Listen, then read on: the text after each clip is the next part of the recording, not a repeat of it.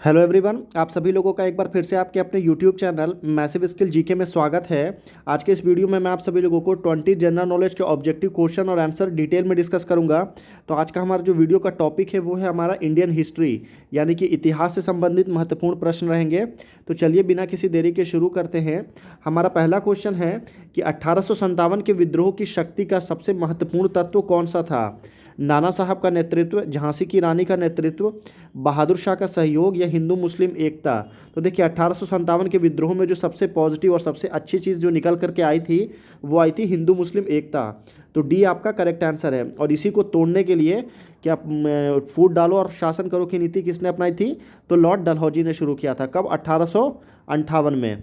ठीक है, तो ये भी याद रखिएगा। तो डी आपका करेक्ट आंसर है। अगला क्वेश्चन देखते हैं। क्वेश्चन नंबर 2 है कि विजयनगर का अपना स्थापना से लेकर पतन तक किस राज्य के साथ संघर्ष चलता रहा? पुर्तगालियों से, कालीकट से, बहमनी राज्य से या पांड्यों से? तो विजयनगर की स्थापना किसने की थी? तो हरिहर और बुक्का ने की थी। कब की थी? तो 14वीं शताब्दी में इसकी स्थापना हुई थी। तो जब यह स्थापना हुआ था तो स्थापना से लेकर के इसके अंत तक पूरे शासनकाल में बहमनी राजाओं के साथ में इसके संबंध बिल्कुल ख़राब रहे थे और हमेशा युद्ध जैसी स्थिति बनी हुई रहती थी। तो सी आपका करेक्ट आंसर होगा। और बहमनी के राजाओं ने ही अंत में विजयनगर साम्राज्य को ख़त्म किया था। अगला क्वेश्चन है, क्वेश्चन नंबर 3 है कि वर्ष 1905 में बम्बई में भारत सेवक समाज की स्थापना किसने की थी? गोपाल कृष्ण गोखले ने, मदन मोहन मालवीय ने, महात्मा गांधी ने या बाल गंगाधर तिलक ने? तो देखिए 1905 में सबसे महत्वपूर्ण कार्य क्या हुआ था? तो एक हुआ था बंग भंग। बंग भंग मतलब बंगाल का विभाजन हुआ था 1905 में। और क्या हुआ था? तो 1905 में ही लॉर्ड कर्जन के समय में क्या आया था? तो विश्वविद्यालय अधिनियम आया था। विश्वविद्यालय अधिनियम आया था किसके समय में? लॉर्ड कर्जन के समय में। और उसी समय में 1905 में भारत सेवक समाज की स्थापना किया था गोपाल कृष्ण गोखले ने। तो ए आपका करेक्ट आंसर है। क्वेश्चन नंबर 4 है कि हुमायूं का मकबरा कहाँ पर स्थित है? दिल्ली में, आगरा में, फतेहपुर सीकरी में या काबुल में?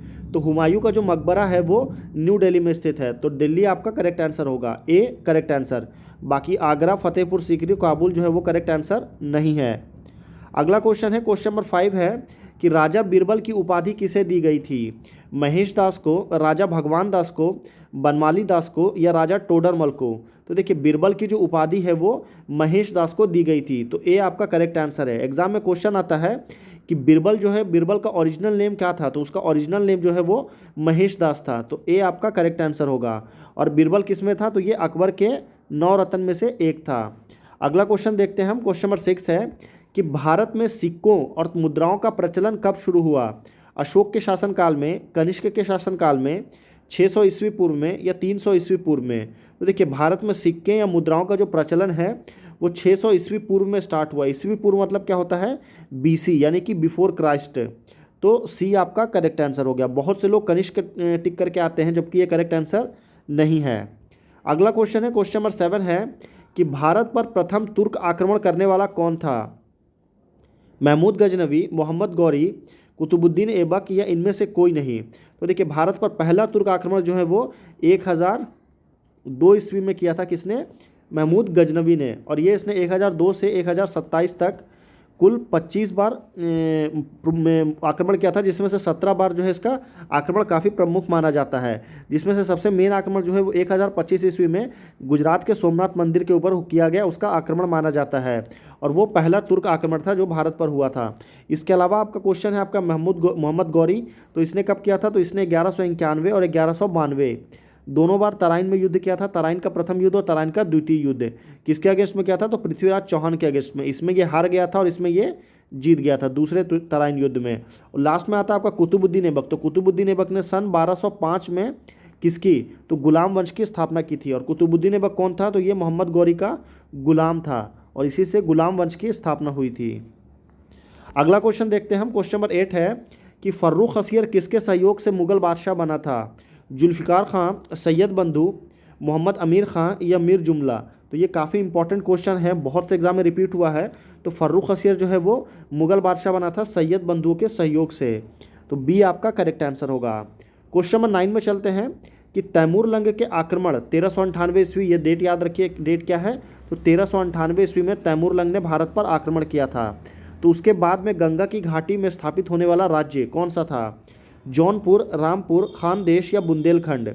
तो देखिए तैमूर लंग के आक्रमण के बाद गंगा की घाटी में जो राज्य स्थापित हुआ था वो था जौनपुर। तो ए आपका करेक्ट आंसर है।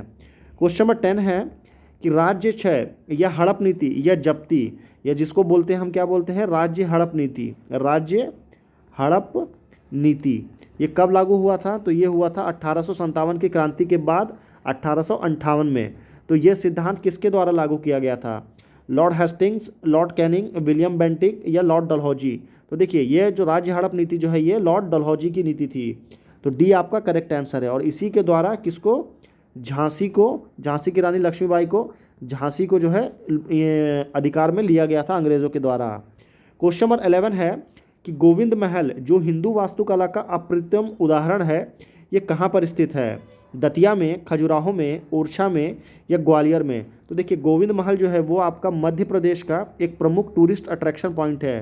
और ये गोविंद महल कहाँ पर स्थित है? तो ये दतिया में है। और दतिया कहाँ है? तो ये मध्य प्रदेश का एक जिला है। तो ए आपका करेक्ट आंसर होगा। क्वेश्चन नंबर 12 है कि किस धर्म सुधारक की मृत्यु भारत के बाहर हुई थी? ज्योतिबा फुले की, राजा राममोहन राय की, दयानंद सरस्वती की या रामकृष्ण परमहंस की? तो देखिए किस धर्म सुधारक की मृत्यु भारत के बाहर हुई थी? तो लंदन में हुई थी राजा राममोहन राय की। तो बी आपका करेक्ट आंसर है। अगला क्वेश्चन देखते हैं। क्वेश्चन नंबर 13 है कि चरक और नागार्जुन ये किसके दरबार की शोभा थे? यानी कि चरक और नागार्जुन जो है वो किसके दरबार में थे? कनिष्क के दरबार में, चंद्रगुप्त मौर्य के दरबार में, अशोक के दरबार में या समुद्रगुप्त के दरबार में? तो देखिए ये दोनों जो है वो कनिष्क के दरबार में थे, चरक और नागार्जुन। तो ए आपका करेक्ट आंसर होगा।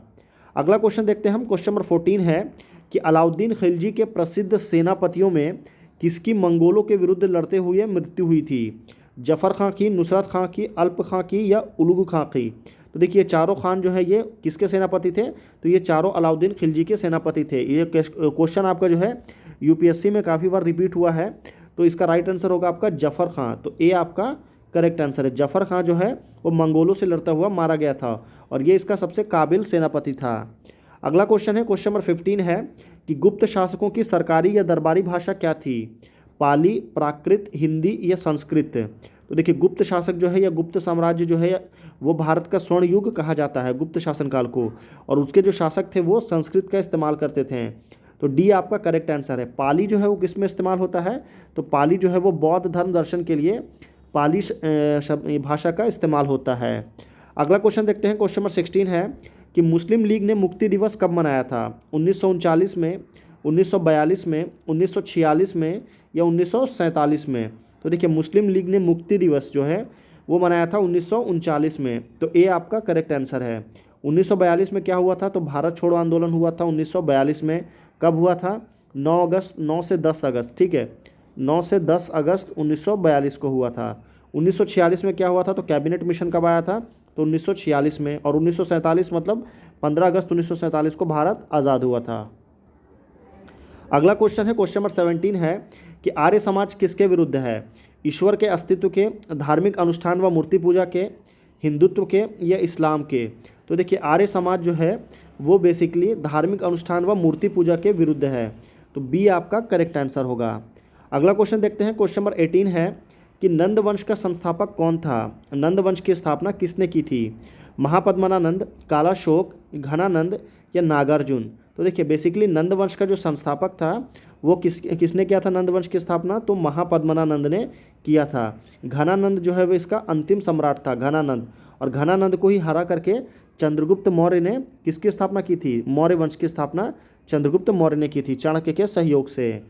क्वेश्चन नंबर 19 है, काफ़ी ज़्यादा इंपॉर्टेंट क्वेश्चन है कि किसने कहा था कि भारतवर्ष तलवार के बल पर जीता गया था और तलवार के बल पर ही उसे ब्रितानी कब्जे में रखा जाएगा? डफरिन ने, एल्गन ने, लैंसडाउन ने या कर्जन ने? तो देखिए चारों लॉर्ड थे, Lord Dufferin, Lord Elgon, Lord Lansdowne या लॉर्ड कर्जन। तो लॉर्ड एल्गन ने ऐसा कहा था कि पूरे भारत को तलवार के बल पर ही जीता गया था और तलवार के बल पर ही इसको हम कंट्रोल में रखेंगे। लास्ट क्वेश्चन है। क्वेश्चन नंबर 20 है कि प्राचीनतम विश्वविद्यालय कौन सा था? गांधार, कन्नौज, नालंदा या वैशाली? तो ये चारों विश्वविद्यालय के नाम है। और सबसे पुराना विश्वविद्यालय कौन सा था? अगर आपको इसका राइट आंसर पता है तो आप नीचे कमेंट करके बताइए। और वीडियो कैसा लगा ये भी ज़रूर लाइक करिए, वीडियो को ज़रूर कमेंट करिए और फिर चैनल को ज़रूर सब्सक्राइब करिए। फिर मिलते हैं अगले वीडियो में, तब तक के लिए धन्यवाद।